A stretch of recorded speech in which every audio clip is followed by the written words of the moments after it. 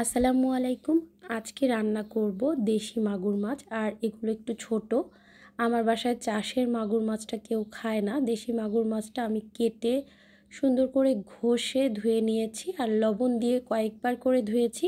এতে করে মাগুর মাছটা একদম সাদা হয়ে গিয়েছে। হলুদ, মরিচ এবং লবণ মাখিয়ে এটাকে আমি ভেজে নিচ্ছি। কেউ চাইলে কষিয়েও রান্না করতে পারেন, তবে আমার কাছে মনে হয় হালকা একটু ভেজে নিলে মাগুর মাছটাতে কোনো প্রকার গন্ধ থাকবে না, খেতেও ভালো লাগবে। তো চুলায় একটা কড়াইতে তেল গরম করে আমি মাগুর মাছগুলোকে একদম হালকা ভেজে নিচ্ছি।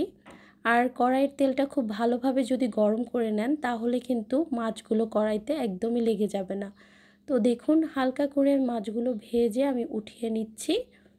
একই তেলে আমি দিয়ে দিচ্ছি পেঁয়াজ কুচি। যেহেতু ভুনা হবে, পেঁয়াজের পরিমাণটা একটু বাড়িয়ে দিয়েছি। পেঁয়াজটাকে একটু নরম হওয়া পর্যন্ত এভাবে নেড়েচেড়ে ভেজে নিব। একটু লাল হয়ে গিয়েছে, ভেজে নিয়েছি। তো মাঝে এরকম একটা গর্ত করে আমি হাফ চা চামচ দিয়ে দিলাম আস্ত জিরা। এই জিরাটা যদি প্রথমে দিতাম তাহলে জিরাটা কিন্তু পুড়ে যেত পেঁয়াজ ভাজা হতে হতে, তাই পেঁয়াজটা একটু ভাজা হলে তারপর আমি জিরাটা দিয়েছি। এরপর এখানে 1 চা চামচ আদা বাটা এবং 1 চা চামচ রসুন বাটা দিয়ে দিয়েছি। খুব ভালোভাবে নেড়েচেড়ে নিচ্ছি। কেউ চাইলে এই আস্ত জিরাটা স্কিপ করতে পারেন, জিরা গুঁড়াও দিতে পারেন, তবে আস্ত জিরাটা দিলে খেতে ভালো লাগে, ফ্লেভারটা অনেক সুন্দর আসে। কিছুক্ষণ আদা রসুনটা ভেজে নেওয়ার পর দিয়ে দিলাম গরম পানি মশলা কষিয়ে নেওয়ার জন্য। দিয়ে দিচ্ছি স্বাদ মতো লবণ, 1 চা চামচ হলুদ গুঁড়ো, হাফ চা চামচ মরিচের গুঁড়ো এবং 1 চা চামচ ধনে গুঁড়ো। সবগুলো মশলা একটু সময় নিয়ে এরকম কষিয়ে নিব।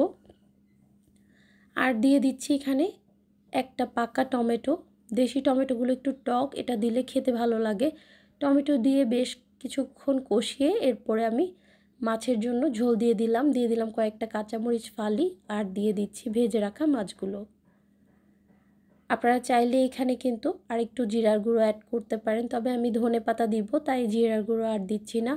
এভাবে রান্না করে দেখবেন, খেতে কিন্তু বেশ ভালো লাগে। আপনারা চাইলে অন্য যে কোনো মাছ এভাবে রান্না করে খেতে পারেন। তো এভাবে করে খুব ভালোভাবে কষিয়ে মশলাগুলো দিয়ে যত বেশি কষাবেন তত ভালো হবে। ঢেকে দিলাম। দেখুন ঝোলটা অনেকটা টেনে এসেছে। এরকম মাখো মাখো ঝোল হলে কিছুটা ধনে পাতা দিয়ে আমি চুলা থেকে নামিয়ে নিব।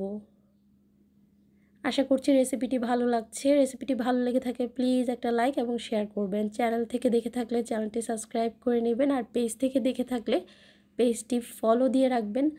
সবাই অনেক ভালো থাকবেন, আমার জন্য দোয়া করবেন এবং আমার রেসিপিগুলো দেখবেন। দেখুন হয়ে গেল মজাদার মাছ ভুনা। আল্লাহ হাফেজ। আসসালামু আলাইকুম।